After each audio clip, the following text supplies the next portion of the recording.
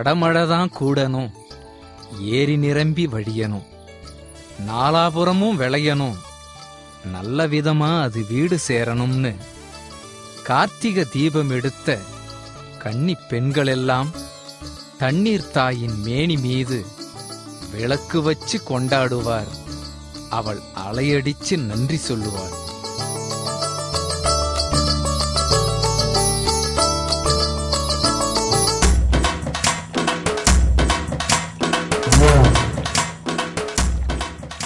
ஊரு குளிக்க உலகு குளிக்க, பார்த்து பார்த்து பறவை குளிக்க, பொங்கல் கொண்டாட்டத்துல ஆடு மாடெல்லாம் குளிக்க, பெத்தவ போல பிள்ளைங்க அழுக்க கழுவி பெருமிதமா அவ பாப்பா.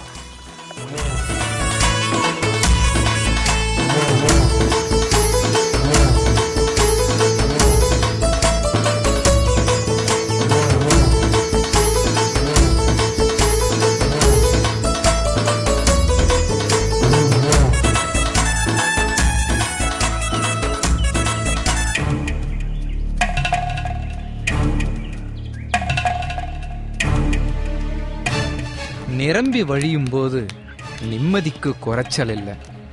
தண்ணீர் கஷ்டம் வந்தா தகராறு முத்திடும்பா. என் அப்பாவுக்கும் பங்காளிகளுக்கும் அடிதடிதான் நடக்கும். தூக்கி வளர்த்த பிள்ளைங்க தோல் மீதே அடிச்சுக்கும் போது ஏறி மனசு மறுகிடுவா, மறு வருஷம் வர பொறுத்திடுவா.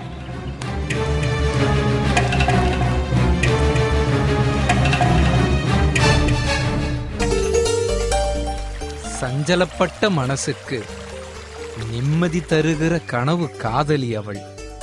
பிள்ளைகளின் கழிவு துணிகளையும் பூசாமல் அலசித்தரும் ஊரோரத்தில் இருக்கும் ஒற்றை தாய் அவள்.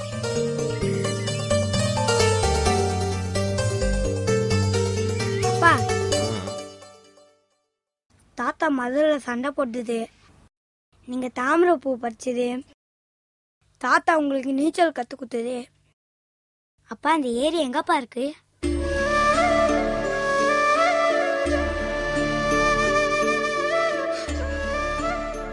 மழை மேகம் காணாத பஞ்சகாலம் ஒன்று வந்தது.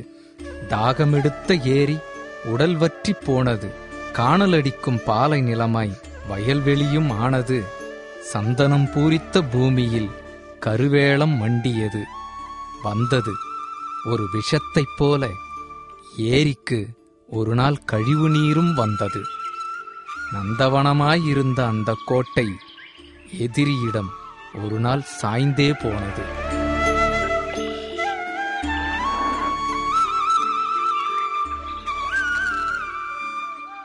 அந்த காலத்து ராஜா கொடையுள்ளத்தோடு வெட்டிய ஏரி இந்த காலத்து மந்திரி ஒருவருக்கு கையூட்டாய் கைமாறிப் போனது. தலை செத்தால் உடலெல்லாம் கழுகு வந்து கொத்துவது போல் வீட்டுமனை கற்கள் வந்து நாலாபுறமும் குவிந்தன.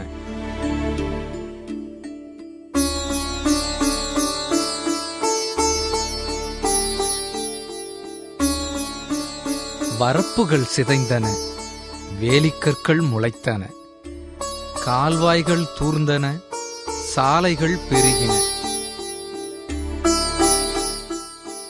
அம்பாரங்கள் பல குவிந்த களத்து மேடுகளில் ஜல்லியும் மணலும் மலைபோலச் சேர்ந்தன. ஏற்றப்பாட்டு இல்லை, ஏற்பாட்டு இல்லை, நடவுப்பாட்டு இல்லை, காவல் பாட்டும் இல்லை. எல்லாம் புதைந்த சூன்ய பொழுதுகளில் கம்பி வெட்டும் சத்தமும், கப்பி கலக்கும் இரைச்சலும், லாரி மிரட்டும் மிரட்டலும், பாண்டி போடும் தாளமும் மிச்சப்பட்டு நின்றன, அங்கே சத்தப்பட்டு நின்றன. சோளக்காட்டு பொம்மை வீட்டு முற்றத்திற்கு வந்துவிட்டார். பறவைகளும் அந்த வயல்காட்டு மனிதர்களும் போன சுவடு தெரியவில்லை. ஏரி காணாமல் போனது. வானுயர்ந்த கட்டிடங்கள் வந்து சேர்ந்தது. இயற்கை அழிந்து இயற்கை அழிந்து எங்கு பார்த்தாலும் காங்கிரீட் வனங்கள் கண்ணுக்கெட்டிய தூரம் பெருகின. மருதம் என்றால் வயலும் வயல் சார்ந்த பகுதி. எல்லாம் அழிக்கப்பட்ட இந்த இடத்திற்கு என்ன பெயர் என்று இலக்கியத்திலும் இல்லை, என்னிடத்திலும் இல்லை.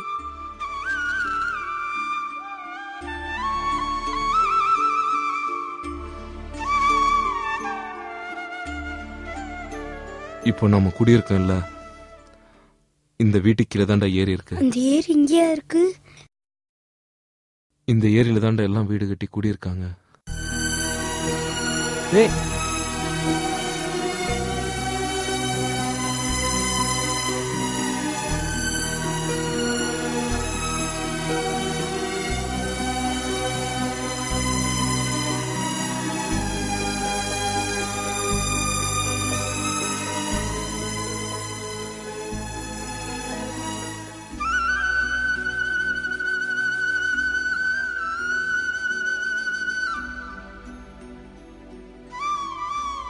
டேய் பாத்துடா.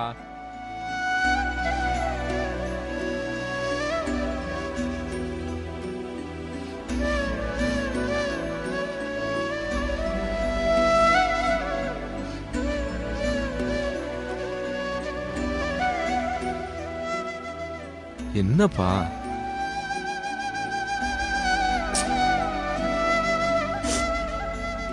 நீங்களா இருந்து ஏப்பா இந்த ஏரியை விட்டீங்க? எனக்கெல்லாம் இந்த மாதிரி வாழ்க்கை கிடைக்காதா?